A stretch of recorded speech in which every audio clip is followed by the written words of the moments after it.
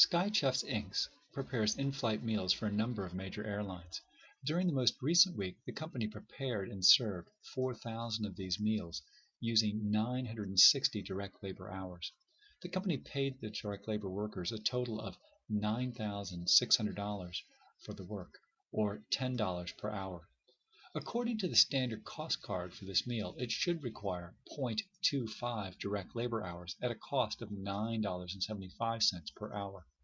What direct labor cost should have been incurred to prepare the 4,000 meals, and how much does this differ from the actual cost?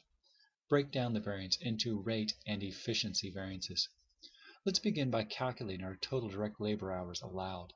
We served 4,000 meals, and we had a standard direct labor rate of 0.25 hours per meal. We would have expected to spend 1,000 direct labor hours to serve these meals. And at a standard rate of $9.75 per hour, we would expected to incur $9,750 in cost at standard. Our actual costs were $9,600. The difference of $150 would be said to be a favorable variance, since our actual cost incurred was lower than standard. Let's go ahead now and break down that $150 total favorable variance into a rate variance and an efficiency variance. Again, we're comparing our actuals with standard. Let's pick up the standard hours that we calculated above as 1,000. Recall that was our 4,000 meals at a standard labor hours of 0.25 per meal. Now let's complete our columns. Our 960 hours times our standard rate would have given us $9,360. Our 1,000 standard hours at $975 we calculated above as $9,750.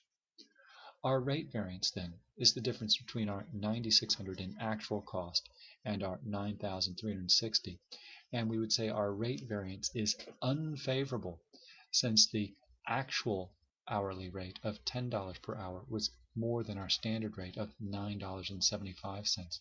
Recall and connect, typically we will not enter an unfavorable variance as a negative amount. We'll just enter it as 240 and then identify it as being favorable or unfavorable. Our efficiency variance is $390, the difference between our standard of $9,750 and our $9,360 for our center column. And we would say that our efficiency variance is favorable since our actual hours of 960 was less than our 1,000 standard hours.